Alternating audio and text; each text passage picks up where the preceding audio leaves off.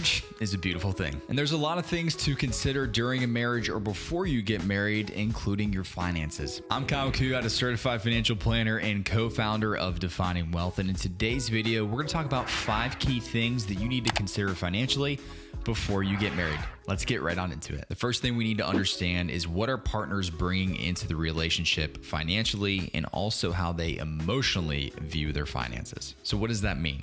Well, how you view money may not be the same way that your partner views money. In order to understand your partner's money outlook, you need to understand the relationship with money and how it was formed. A lot of times, the apple doesn't fall too far from the tree. A lot of us have viewed money from how our parents viewed it, and your partner is probably not much different. Some examples of this are to talk about their parents' spending habits, their saving habits, and their communication with money. Just like any relationship, it works both ways. Make sure that you're also discussing your relationship with money, how you view it, and some of the things that happen in your life that may have shaped your view of how you utilize and view money. So that's the emotional side, which is really just a conversation with your spouse. But financially, you need to also understand what they're bringing into the relationship, like credit scores and debt. It's important to understand what they're bringing to the table because now you are also mutually responsible. The next thing we want to do is look at our income, individually and now as a household. It's no question that additional income opens up more doors. One of the most frequently asked questions that we get from spouses and soon-to-be spouses is whether or not we should combine finances or keep them separate. Like any relationship,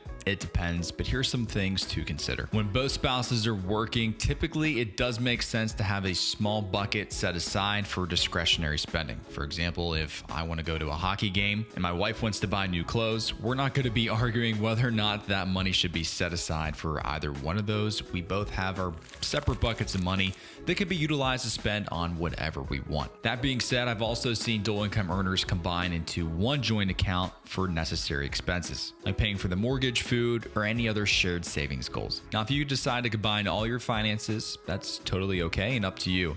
But I will say the key to that is to make sure you're not just on the same financial page today, but that you remain on the same financial page in the future. If both you and your spouse are working, now you have even more options when it comes to your employer benefits. Even if your incomes are imbalanced, your spouse may or may not have better benefits than you. For example, you may have better health insurance while your spouse may have a more lucrative retirement plan. If you're comfortable doing so, it can be financially advantageous to pick the better of each of those. For example, if your spouse has a match in their retirement plan and you don't, it can be more advantageous financially to have them stack up more money in the retirement plan. By doing this, you're setting joint financial goals. What you want to make sure you're doing throughout your entire relationship is having good financial communication. And as we talked about earlier, making sure that your values are aligned when it comes to your finances.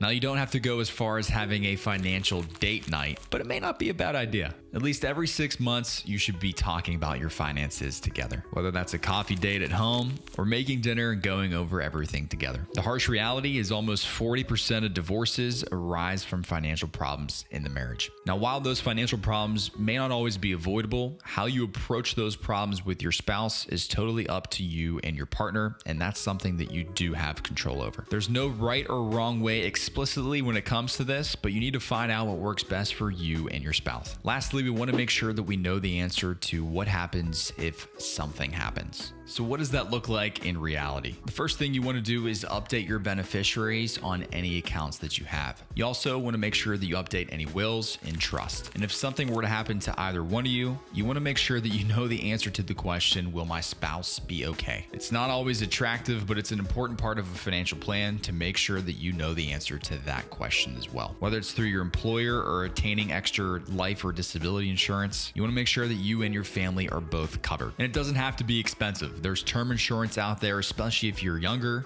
that is not that expensive. Lastly, we tell all of our clients to make sure all this information gets put into one place and that you both know where it's at. It's not uncommon that typically one spouse may run the finances in the family, but you want to make sure that both you are aware as to where to go in case of emergency. So hopefully that gives you more confidence to understand the financial things that you need to consider before you get married. If you have any questions, make sure you hit us up. And if you like this kind of content, make sure you go ahead and click subscribe. I'd love to have you stick around here for more. Again, I'm Kyle Kuyat, and I will see you next time.